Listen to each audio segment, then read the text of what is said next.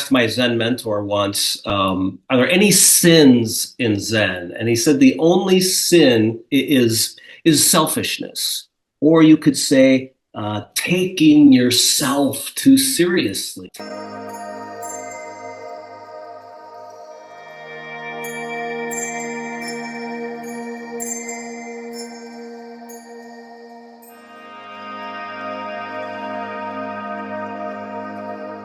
Two monks encountered a woman trying to navigate a muddy puddle. One of them picked her up and put her at the other end, and then they carried on. The other monk said to the first monk, we're not meant to actually touch women. Why did you pick her up? So the first monk says, I put her down ages ago. Why are you still carrying her? This story gives us a powerful lesson in non-attachment, which is a Zen philosophy. And that's what we're going to be talking about today. Zen practices for daily life. Welcome to Wellness Curated. This is your host, Anshu Bahanda. And today, as I said, we're going to be talking about Zen practices for daily life in our fascinating series, Ancient Wisdom for Modern Times. I have two very special people with me here today. We have with us today Professor Ruben L. F. Hábito. He's the Zen rōshi of the Sanbō Kyōdan lineage, and he's Professor of World Religions and Spirituality Director of Spiritual Formation at the Perkins School of Theology. He's also written a book on Zen and spiritual exercises. And I'm also excited to present to you Shozan Jack Haubner, who is a Zen monk, and he's known for his wit and his wisdom. He also received the Pushcart Prize. And if you haven't seen his YouTube videos, I would suggest you do so. Thank you so much for joining us today. Now, from what I understand, Zen is from the Japanese school of Mahayana Buddhism, and it emphasizes meditation and intuition rather than studying the scriptures and the rituals. That is correct. And more than just intuition and wisdom, it emphasizes a way of life that is open to the world, that cultivates a heart of compassion. That is the distinctive point of Mahayana, that it makes vis-a-vis other schools, that compassion is the key as to whether you are living an awakened life or not. Wonderful. And I wanted to talk about this famous koan, which was chop wood, carry water. And it was about how enlightenment doesn't just have to be, this great thing of you sitting in meditation. It also includes the mundane tasks. Like I believe there was a famous Zen master who said, before enlightenment, chop wood, carry water. After enlightenment, chop wood, carry water. So Jack, talk to me about this concept in Zen about being fully present in whatever you do. And how can we apply that to our lives today? Yeah, I love that koan, chop wood, carry water, because in the heart of the coldest winters at the monastery, I realized the koan is also chop water and carry water. And that's about the essence of the teaching. I was taught that that Zen has very few moving parts. It's a very simple practice. The less complicated, the better. There's a story wherein a student asked the Zen teacher Ikkyu, a famous Zen master and a poet. He said, okay, there are thousands and thousands of sutras. If we were to put them on paper, they would fill every hall in this building from the floor to the ceiling. But I want you to summarize all of the teachings in just 3 words. And Ikkyu said, no problem. Attention, attention, attention. So for me, being in the present moment is about paying attention to what's actually happening on the outside and on the inside. So not getting caught up in ideas or fantasies, notions about what I wish was happening, about what I hope will happen, about what I'm upset happened in the past, but it's attending. I think the Latin word for attention, etymologically, it means to tend to, pay attention to, tend to what is actually happening. My teacher called this making relationship. You make relationship continually with reality on the inside and on the outside. That, in a nutshell, for me, is manifesting in the present moment and as the present moment. May I offer a comment to that? I totally agree. Yes, of course. We come back to that earlier story of the 2 monks who met the lady who needed to be helped in crossing the muddy water. The second person was holding on to the rules. This is what we have to do. This is what we can't do during certain situations. So that person was, in a sense, attached to something in his mind that involves what a Zen monk should be. Whereas the first person who just saw the woman and then just, oh, may I help you here? And then just carried her and then let her go, was precisely giving the example of that person who is totally attentive and present and spontaneous and offering what the moment calls for in a way of freedom and also of compassion. So that story really illustrates what Zen is about. Thank you for bringing up that story, because I just wanted to say the beautiful thing about that story and the beautiful thing about the Zen masters that I've met and really resonated with is their ability to be spontaneous and be present and not be moralistic or judgmental. So in that story, we have someone who the problem in Zen is not, for example, attraction to a woman or touching a woman. In this case, the monk is not supposed to touch a woman. The problem is attachment. The problem is attachment. Right. Yes. So the joy of life in Zen monks is one of the things that drew me to the practice. They were, unlike some of the Catholic priests in my upbringing, they were not so stern and life denying. They were life affirming, but they didn't attach to the content of their experiences. Ruben, I want to ask you about Zazen, or the meditation, the seated meditation. Now it's becoming very, very popular. And I believe it's about thinking about not thinking, or letting the thoughts come and letting the thoughts go. How do we start on the path of Zazen? And what challenges do you think we'll face initially? Basically, Zen entails 3 points. One is taking a posture conducive to stillness. Second, breathing with attention. And thirdly, allowing the mind to be calm and come home to the here and now with every breath.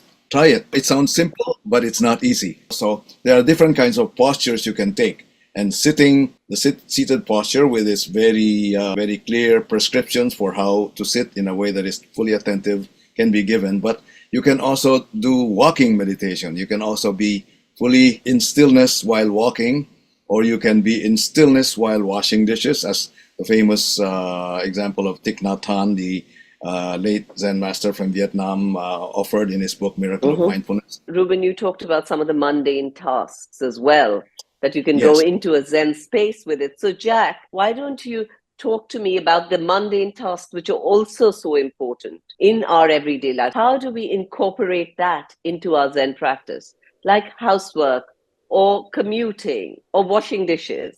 Well, interestingly, at the monastery, the mundane things, actually, you don't incorporate them into the practice. They are the practice. Life at a monastery is split up into a bunch of different activities and different responsibilities. So, for example, about 8-9 months into my 13-year stay, I found myself in the kitchen, and my job was to be a kitchen Buddha and to make rice, make soup, and to make bread for 30, 40 people day after day after day. And the practice, you have to turn that activity into Zen practice, or you go crazy because you have no sleep and you're bored and you're tired and you're aggravated. And so you've got to take all that energy and put it into there's just the physical activity of taking care of people through food preparation. So I was taught that in the same way you give your thinking, perseverating mind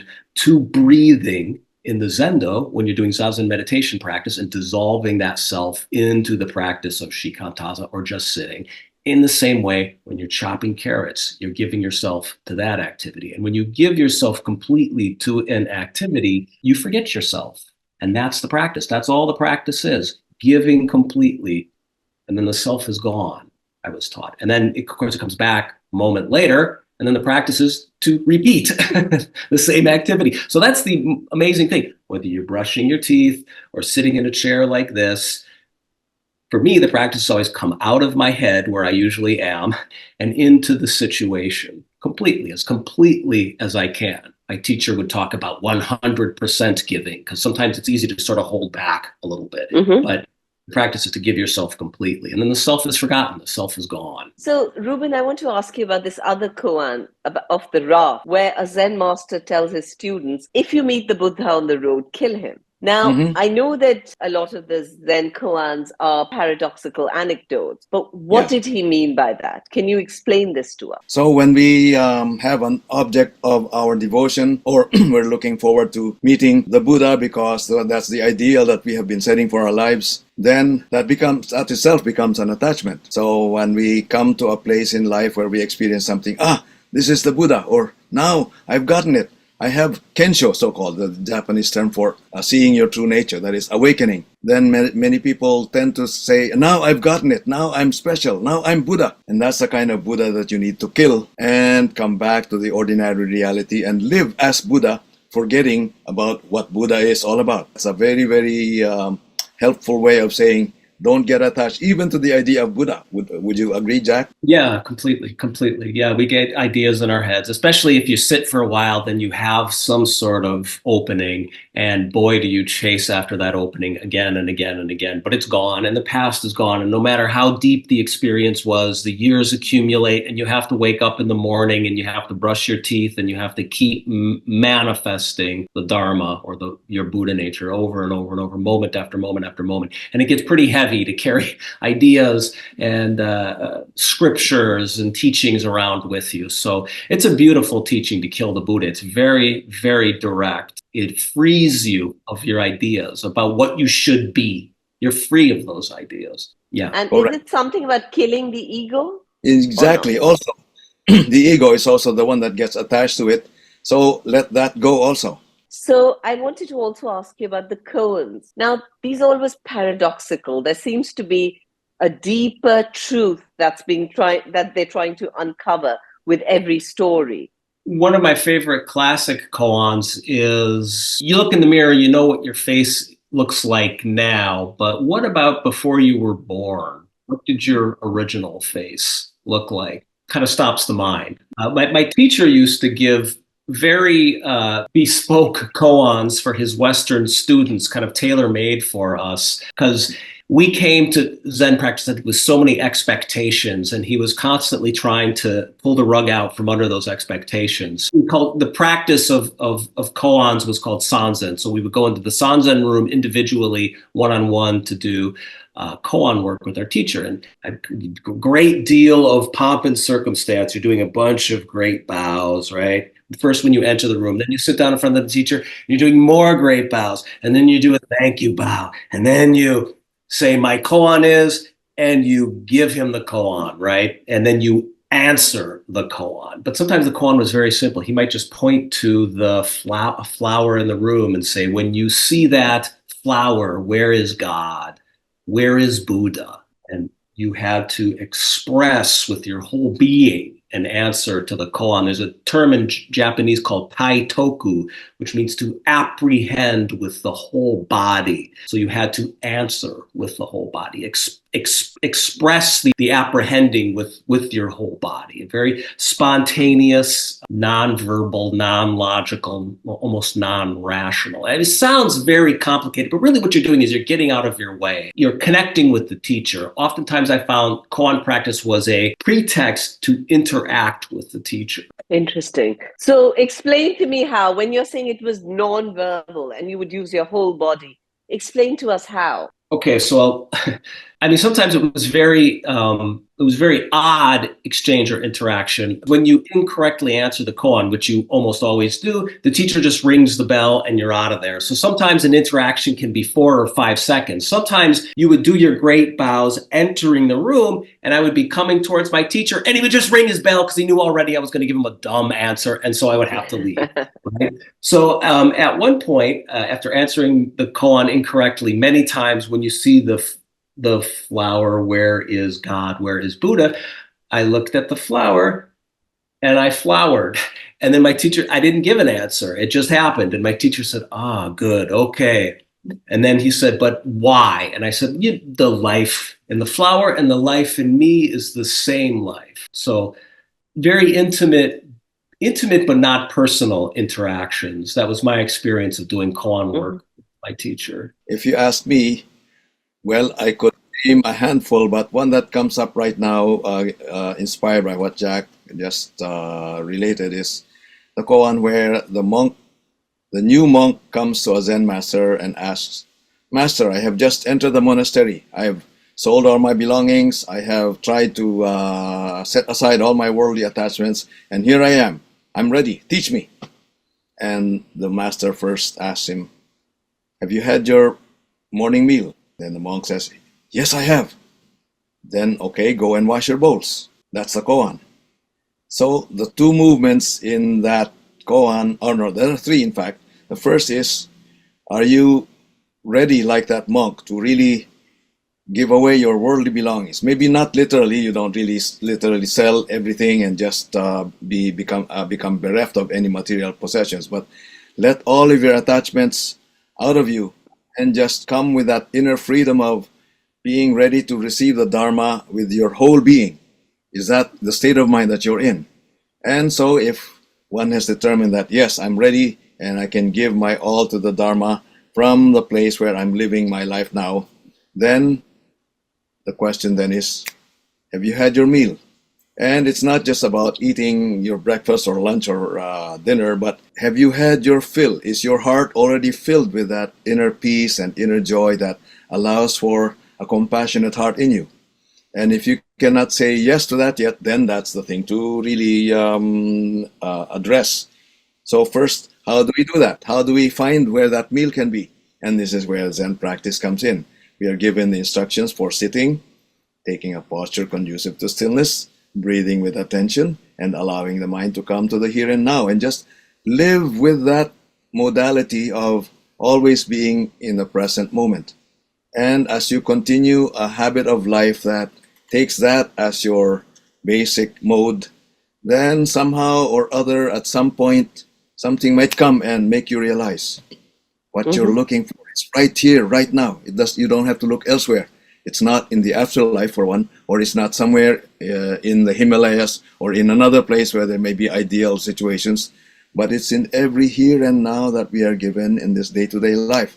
And that's what the experience of so-called Kensho or awakening is about. Once life is filled, I know why I came and I know why I was born on this earth. Now I can live in this way.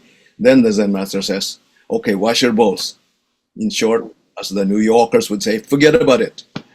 Let that idea of your Kensho get out of your mind and just live from day to day and stay in that place of the holy wherever you are, whatever you do, even when you're in the bathroom or when you are doing some cleaning stuff. That is also holy. That is also beautiful. That is also pure. Thank you. That was lovely. I want to ask you another thing. What is the concept of the Zen garden? I have a friend who is a kind of almost a master in Zen gardening, and I've worked with him on a few projects. Precision. It's almost like an intuition. During COVID, he's starting up a Zen training center a retreat center in the Alps here at an old Gasthaus, which is an old German Austrian building. And we worked together during COVID on, we had a lot of time, so we worked together on doing a Zen garden. And I really watched how his mind worked. So much of what he did was just standing there and kind of looking and looking and looking, and then getting a sense for what the mountain was doing, and then letting that replicate in the garden. So it seems precise, but it's very natural and very flowing. So I've never looked at Zen gardens the same after that. I've always looked at them very alive. Now, when it comes to the form, boy, is the form precise. How you hold your hands when you're doing a gasha, the exact angle, not like this, not like this, like this. And it seemed initially, we could say anal or retentive. Like I thought these people are way too precise. And as a Catholic, I thought there's too much of a fixation on the rules here. But what I learned was, the term Zen comes from the term Chan, which comes from dhyana, which means single pointed concentration. So I talked earlier about doing an activity so completely that you die into it and forget yourself. sort of fixation on form is really just to give your mind something to do, so that you're thinking, how should I do my hands? How should I bow? They tell you exactly how to do it. And then you can do the activity completely. You don't have to think about how it's done. You know how it's done because you're taught. You know how you're supposed to sit in the Zendo. You know how you're supposed to bow in the Zendo. There's nothing for your mind to do, no direction for it to wander, no choice to be made. The form is a tool to allow you to give yourself completely and to focus your mind. Because again, the term Zen means single pointed concentration. Bring your attention to one point. A Zen garden that is known by many tourists around the world, and of course by the Japanese. There is yes, exactly. Are you talking about Rowanji in Kyoto? I've been there. Yes. It's a model Zen garden that is there for everyone to see. One would think that if you just see the pictures, that it's a huge thing, but when you go there, it's just a nice little garden in a backyard. But what I'd like to note out is, if you go to the other side of that same temple, just walk through the corridors of the temple.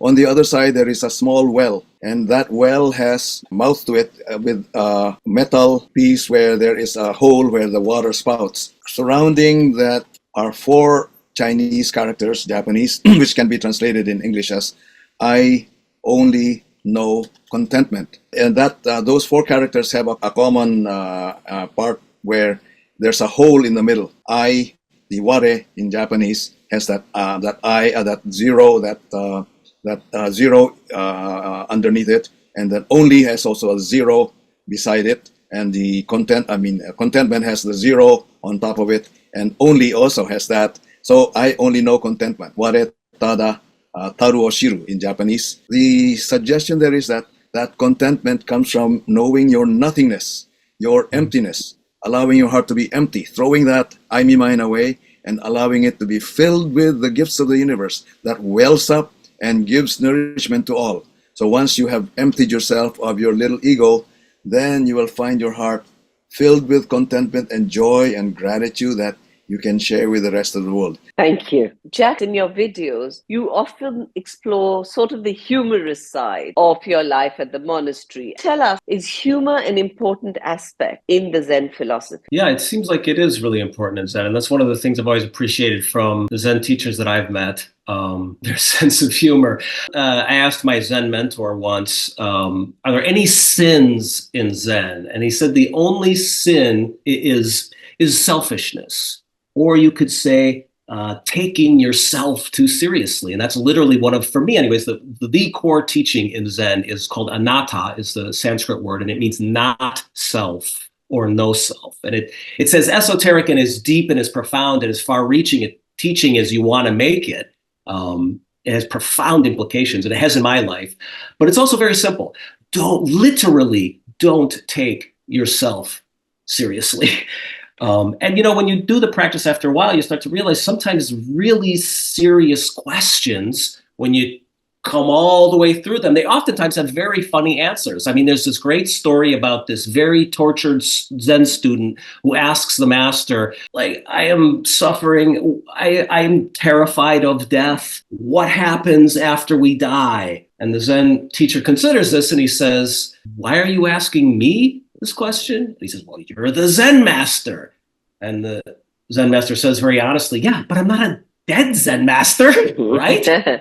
It's a serious question, but it's a funny answer, right? And it's a truthful answer. It's a wise answer. It's an answer you can kind of sit with. And there's a lot of this in the Zen tradition. So Zen humor is not so much something you consciously cultivate. It's just something that comes out of a life of Zen, where you're not clinging to anything and you're not taking your life too seriously, and therefore each and everything becomes a source of joy and a source of a new, fresh outlook in life. From the practices that you have learned, is there anything that you can recommend to help us achieve peace and clarity?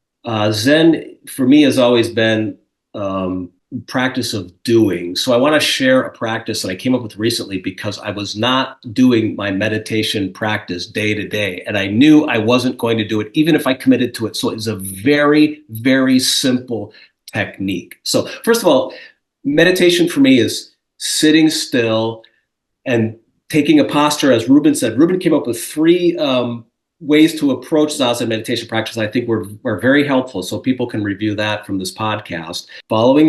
Giving oneself completely to the breath. The mind wanders, bring it back to the breath over and over and over. That's the practice of meditation. But how do you get yourself to do it? I'm going to tell you. I have this little glass right here. I have 7 coins in it, right? So in my girlfriend's bedroom, she has a desk. And I put this glass down on the desk, and I take the 7 coins and I put them on top of the desk. And every time I'm in her room and we see that glass and we see those coins, we're reminded today's a day when we have to sit for 20 minutes. And and when the sit is done, we take one of these €1 pieces and we put it in the glass. You'd be surprised at the reminder, having that reminder there on the desk, because we forget our commitments, right? We completely forget them. But when we have a reminder right there, we have a job to do. Today I have to sit in one spot for 20 minutes and then I get to put the €1 coin into the jar. And at the end of the week, wow, the jar is full. You know, I mean, I'm a monk. I did this for 13 years. I meditated for thousands of hours and still it's hard for me day after day after day to do my practice. But something very simple like that. You can sit for 30 seconds if that's all that you have, or you can sit for an hour, 2 hours, whatever your commitment is. Put that coin in that glass for the day and give yourself to your practice. Something wakes up inside you, I've noticed, when you commit day after day after day to the practice in that way. Wonderful. Ruben? When we look at the world now, we see the enormity of the issues. We have these wars going on in different places, and we see poverty and hunger. We see domestic violence. We see a lot of discrimination and violence. How can my practice make a difference? Well, I always am reminded of the story of a father and a little girl about 5 years old walking by a beachhead, and they come upon this beachhead where it's a wide sand area close to the sea, and on this beachhead it's sunny, and there are these starfish lying there. They were taken by the waves to the sand, and then the water receded, and the starfish were there, left to die in the sand. And so the little girl just saw them, and one by one she lifted one and said, and threw it to the water. There you go, there you go. And then the father, in a knowing kind of way, said, "My dear, you can't make a difference. See, there are thousands of them." Well, the little girl said, "I can make a difference in this one, and then this one." So playfully, she just did what she was doing there, and without thinking of the enormity of the task. So if we are, as individuals, can do what is before us, then that is our little contribution to easing the darkness, just like lighting a candle in the dark. As we wrap up, it brings to mind this quote, this Zen quote that is used a lot in our household, which is, in a beginner's mind, there are many possibilities, but in an expert's mind, there are few. And it takes me to the story of a Zen master. So the student went to learn from a Zen master, and he was pouring tea for the student. And when the cup got filled with tea, the Zen master kept pouring, and it overflowed. And the student said, Stop, what are you doing? And the Zen master said, "You're just like this cup. You've come to me so full of preconceived ideas and notions and your own knowledge that the Zen has no place to go into you." So I would love to hear your view on this. It reminds me of so many interactions with my teacher when we would drink tea and we would just sit down and sit in silence and maybe say a few words, but mostly just sit together in silence, and nothing really needed to be said. After a while, I learned not to come to him with too many preconceptions about Zen, too many ideas, too many questions. Just sit and do the simple activity, for example, of partaking in tea with him. And in that way, we would manifest, to bring things full circle, the present moment together. And that was all that was needed. We wouldn't be able to manifest Zen together in that way if I came to him with my teacup overflowing with ideas, questions, and thoughts, etc. And on that note, thank you, Professor Ruben and Shozan Jack Haubner, for joining us today in our series, Ancient Wisdom for Modern Living. Thank lovely. you. Thank you. Lovely. Thank you, Jack. And thank you, Anshu. Thank you for joining us today. And for those of you who are listening, we hope it was useful to you and we hope you learned something new. Do join us for our next podcast, which is going to be on Buddhism. Till then, thank you.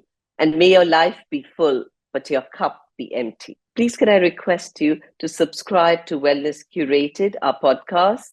And on YouTube, we're Wellness Curated by Anshu Bahanda. If you subscribe to us, we can carry on getting you these podcasts for free. Thank you so much.